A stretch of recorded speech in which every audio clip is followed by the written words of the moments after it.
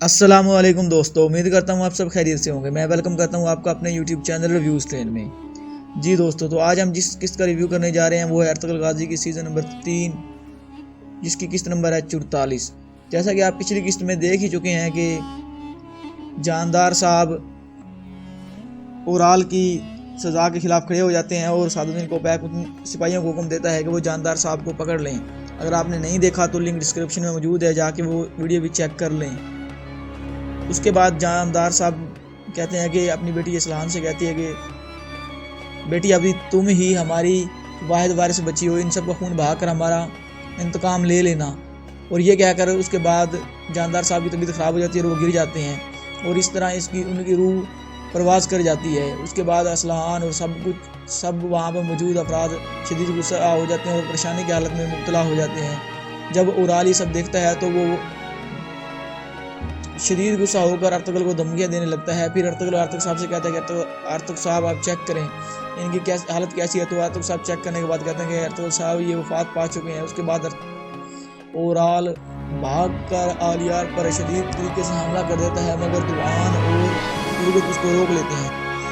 پھر اورال ارطغرل سے کہتا ہے کہ تمہیں اس کی بہت بڑی قیمت چکانی پڑے گی، میں تم کو مار دوں گا۔ پھر سعد الدین کوپیک ارطغرل سے کہتا ہے کہ میں نے تم سے کہا تھا کہ اس کی بہت بڑی قیمت ہو سکتی ہے، اور یہ قیمت ہم نے ابھی سے چکانا شروع کر دی ہے۔ اس کے بعد اسلحان ارطغرل پر حملہ کر دیتی ہے اور اس کا گریبان پکڑ لیتی ہے اور کہتی ہے کہ تم قاتل ہو، تم نے میرے بابا کو مارا ہے، میں تم سے تمہارا بدلہ لوں گا۔ اس کے بعد سعد الدین کوپیک اسلحان خاتون کو پکڑ کر ایک دوسرے طرف لے جاتا ہے اور اس کو چپ کرانے کی کوشش کرتا ہے۔ تو اسلحان سعد الدین سے کہتے ہیں کہ اگر تم چاہتے ہو کہ میں تمہاری دلہن بنوں تو تمہیں اس سزا کو رکوانا ہوگا اور میرے بھائی کو زندہ بچا کر قبیلے پہنچانا ہوگا، تو میں تم سے شادی کروں گی۔ اگر میرا بھائی مارا گیا تو تم بھی سمجھ لینا کہ میں بھی تمہارے لیے ماری گئی ہوں۔ یہ سن کر سعد الدین کوپیک وہاں سے چلا آتا ہے۔ اس کا ذہن تبدیل ہو جاتا ہے اور وہ سٹیج پر آ کر کہتا ہے کہ بس بہت ہو گیا۔ اس کے بعد وہ قاضی کے پاس جاتا ہے اور کہتا ہے کہ قاضی صاحب، میں چاہتا ہوں کہ اس سزا کو جاندار صاحب کے جنازے تک روک دیا جائے، وہ میرے انتہائی قریبی تھی۔ پھر قاضی کچھ سوچنے لگ جاتا ہے اور کہتا ہے کہ چلو ٹھیک ہے، میں اس سزا کو ارطغرل صاحب جاندار صاحب کے جنازے تک ملتوی کرتا ہوں۔ ارطغرل صاحب اورال آپ کے پاس ہے، اس کو اپنے مہمان خانے میں رکھیں، اس کی ضروریات کا خیال رکھا جائے، اس کی حفاظت کے ذمہ دار آپ ہیں۔ پھر ارطغرل ترگت سے کہتا ہے کہ اس کو اندر لے جاؤ۔ پھر ترگت اور دوان اس کو اندر لے جاتے ہیں۔ پھر سعد الدین ارطغرل سے کہتا ہے کہ ہم جاندار صاحب کی لاش کو ان کے قبیلے لے کے جائیں گے، انتظامات کرنا شروع کر دو۔ ارطغرل دوندار کو انتظامات کرنے کا مشورہ دیتا ہے۔ پھر ارطغرل اور اس کے سپاہی اندر چلے جاتے ہیں، جبکہ اسلحان جاندار کی لاش کے پاس بیٹھ کر رونے لگ جاتی ہے۔ اندر اورال کو زنجیروں کے ساتھ باندھ دیا جاتا ہے اور سپاہی باہر چلے جاتے ہیں، مگر اورال وہاں پر زور زور سے رونے اور چلانے لگتا ہے اور کہتا ہے کہ میں ایسا نہیں ہونے دے سکتا۔ جبکہ ارطغرل بھی وہاں پر آ جاتا ہے اور وہ حکیم ارطغرل سے کہتا ہے کہ ارطغرل بھائی یہ بہت غلط ہو گیا۔ تو حکیم ارطغرل کہتا ہے کہ اب چودھار قبیلے والے ہم پر بھی غصہ ہوں گے۔ عامہ سلطان کہتی ہے کہ اب چونکہ چودھار قبیلے کا سردار نہیں ہے تو اس کے لیے سرداری بھی ضروری ہے۔ تو ارطغرل کہتا ہے کہ پہلے ہمیں اورال کی سزا کو مکمل کرنا ہے، پھر اس بارے میں ہم سوچیں گے، کیونکہ کوپیک اور اورال اس کو اپنے فائدے کے لیے استعمال کرنا چاہیں گے۔ اتنی دیر میں ہیلینا بھی وہاں پر آ جاتی ہے اور آ کر ارطغرل صاحب کو شکریہ ادا کرتی ہے کہ اس نے اس کے باپ کا بدلہ لے لیا تھا۔ ارطغرل کہتا ہے کہ یہ بھی ختم نہیں ہوا ہیلینا، تمہیں ویسلیوس سے محتاط رہنا ہوگا، ہمیں پہلے دیکھنا ہوگا کہ وہ کیا کرتا ہے لسکارس کے ساتھ۔ اس کے بعد ویسلیوس بھی وہاں پر آ جاتا ہے اور ہیلینا اس ویسلیوس کے ساتھ چلی جاتی ہے، جبکہ باہر جاندار صاحب کی لاش کو لے جانے کے لیے گھوڑا گاڑی کا انتظام کر دیا جاتا ہے۔ پھر جاندار صاحب کی لاش کو گھوڑے گاڑی میں رکھ دیا جاتا ہے اور چودھار قبیلے والے اس کو لے جاتے ہیں۔ پھر سعد الدین ارطغرل سے کہتا ہے کہ تم نے یہ ثابت کر دیا ہے کہ تمہارا انصاف ہمیں کیا راہ دکھا سکتا ہے، تم نے ایک قبیلے کو ایک انتہائی عظیم سردار سے محروم کر دیا ہے۔ تو ارطغرل کہتا ہے کہ میں اس ناسور کا علاج کرنے کی کوشش کر رہا ہوں جو کہ ہمارے قبائل کو متحد نہیں ہونے دیتا، تمہیں کیسا سکون ملے گا جبکہ تمہارے اتنے دشمن ہو۔ تو ارطغرل کہتا ہے کہ جو اللہ کی راہ میں لڑتے ہیں ان کو اس سے کوئی مسئلہ پریشانی نہیں ہوتی کہ ان کے کتنے دشمن ہیں اور کتنے دوست ہیں، اللہ ہمیں دشمنوں سے محفوظ رکھتا ہے اور غداروں سے بھی۔ اس کے بعد یہ سن کر سعد الدین کوپیک اپنے سپاہیوں کے ساتھ چودھار قبیلے کی طرف روانہ ہو جاتا ہے، جبکہ اورال وہاں پر زور زور سے آوازیں دے رہا ہوتا ہے اور ارطغرل کو کہتا ہے کہ اگر تمہیں حوصلہ ہے تو میرا سامنا کرو۔ ارطغرل بھی وہاں پہنچ جاتا ہے اور ترگت کو کہتا ہے کہ دروازہ کھول دو، اور وہ اندر اورال کے سامنے جا کر کھڑا ہو جاتا ہے۔ اورال ارطغرل سے کہتا ہے کہ تم میرے ہاتھ کھول دو، پھر یا تو تم مجھے مار دو گے یا میں تمہیں مار دوں گا۔ تو ارطغرل کہتا ہے کہ میں تمہیں ویسے ہی مار دوں گا، آج تم صرف جاندار صاحب کی وجہ سے زندہ ہو۔ تو اورال کہتا ہے کہ تم اپنے گندی زبان سے میرے بابا کا نام نہ لو۔ تو ارطغرل کہتا ہے کہ کل تمہارے مرنے کے بعد چاودار قبیلہ کا نیا سردار منتخب ہو جائے گا اور وہ علیار صاحب ہوگا۔ اس کے بعد امید ہے کہ علیار صاحب چاودار قبیلے کو ایک اچھے طریقے سے لے کے جائے گا۔ تو اورال کہتا ہے کہ تم اور علیار اپنے منصوبوں میں کامیاب نہیں ہو سکو گے۔ تو ارطغرل کہتا ہے کہ یہ اللہ ہی ہے جو ہمیں اس قابل بناتا ہے۔ اس کے بعد ارطغرل وہاں سے جانے لگتا ہے تو اورال کہتا ہے کہ اللہ کا عذاب تم پر نازل ہوگا، تمہارا خاندان مٹ جائے گا۔ یہ باتیں سن کر ارطغرل آگے سے کوئی جواب نہیں دیتا اور وہاں سے چلا جاتا ہے۔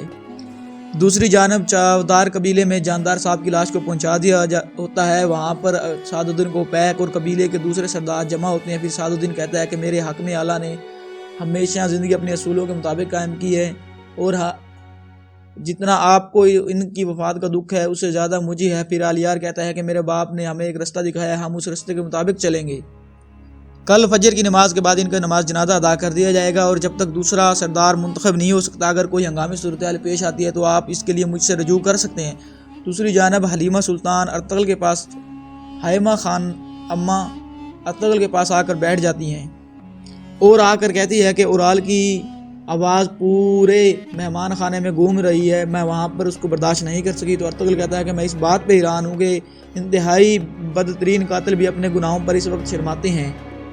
جوں اس کی موت قریب آتی جا رہی ہے اس کا صبر ناقابل برداشت ہوتا جا رہا ہے۔ تو حائمہ سلطان کہتی ہیں کہ وہ ایک انسان ہے، ہم سمجھ سکتے ہیں، اس کی بیوی حاملہ ہے، اس کا والد مارا جا چکا ہے اور وہ خود بھی مرنے والا ہے، تو اس صورتحال میں کوئی کیسا بھی ریئیکٹ کر سکتا ہے، یہ ہم سب جانتے ہیں اس بارے میں۔ اور کہتی ہے کہ یہ اب رحم کا وقت ہے، اورال کو اس کے گناہوں کی سزا ضرور ملے گی، اب یہ ارطغرل ذرا رحم کا وقت ہے۔ تو ارطغرل کہتا ہے کہ والدہ میں بھی یہی سوچ رہا ہوں۔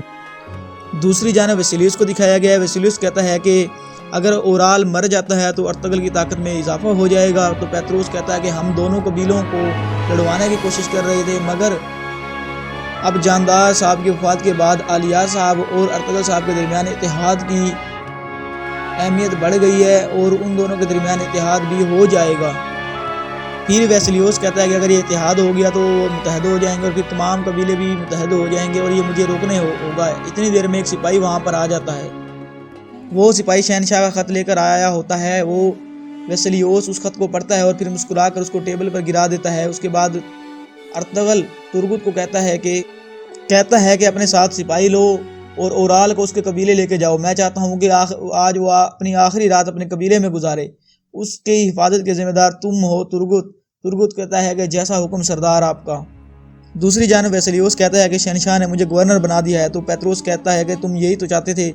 تو ویسیلیوس کہتا ہے کہ میں یہ نہیں چاہتا تھا، میں یہ چاہتا ہوں کہ میں تمام ترکوں کو اپنے قبیلوں اور علاقوں سے بھگا دوں، مگر وہ شہنشاہ نے ہمیں امن کا معاہدہ کا پاس رکھنے کا کہا ہے، لعنت ہو اس بزدل پر۔ اتنے میں ایک سپاہی آ جاتا ہے اور آ کر کہتا ہے کہ ہیلینا آپ سے ملنا چاہتی ہے۔ پیتروس ایک کرسی کے پیچھے چھپ جاتا ہے تاکہ اس کو ہیلینا دیکھ نہ سکے اور اس کے بعد ہیلینا اندر داخل ہو جاتی ہے۔ تو ویسیلیوس کہتا ہے کہ ہیلینا، شہنشاہ نے مجھے نیا گورنر بنا دیا ہے۔ اس کے بعد ہیلینا جھک کر کہتی ہے کہ خدا ہمارے شہنشاہ کو محفوظ رکھے۔ تو ویسیلیوس کہتا ہے کہ مجھے اب لگتا ہے کہ تم اپنی اس جگہ سے چلی جاؤ گی، میں چاہتا ہوں کہ تم یہیں پہ رہو۔ تو ہیلینا کہتی ہے کہ میرے بابا کی وصیت کے مطابق میں یہیں رہوں گی اور ان کی یادوں کو تازہ رکھوں گی۔ میں یہ پوچھنا چاہتی ہوں کہ آپ نے اس غدار لشکار کے ساتھ کیا کیا ہے؟ ویسیلیوس کہتا ہے کہ میں اس کی مدد سے قلعے میں موجود غداروں کو قتل کروں گا۔ تو ہیلینا کہتی ہے کہ میں اس کے بارے میں سب کچھ جاننا چاہتی ہوں۔ تو ویسیلیوس کہتا ہے کہ میں تم کو ہر خبر دوں گا اس کے بارے میں۔ اس کے بعد ہیلینا وہاں سے چلی جاتی ہے اور پیتروس باہر نکل آتا ہے۔ تو ویسیلیوس کہتا ہے کہ ایک شخص ایسا ہے جو کہ علیار اور ارطغرل دونوں کو قتل کر سکتا ہے۔ تو پیتروس کہتا ہے کہ وہ کون ہے؟ تو ویسیلیوس کہتا ہے کہ وہ شخص اورال ہے۔ تو ویسیلیوس کہتا ہے کہ آپ اس کو سزا سے کیسے بچائیں گے؟ تو ویسیلیوس کہتا ہے کہ میں نہیں بچاؤں گا، تم بچاؤ گے پیتروس۔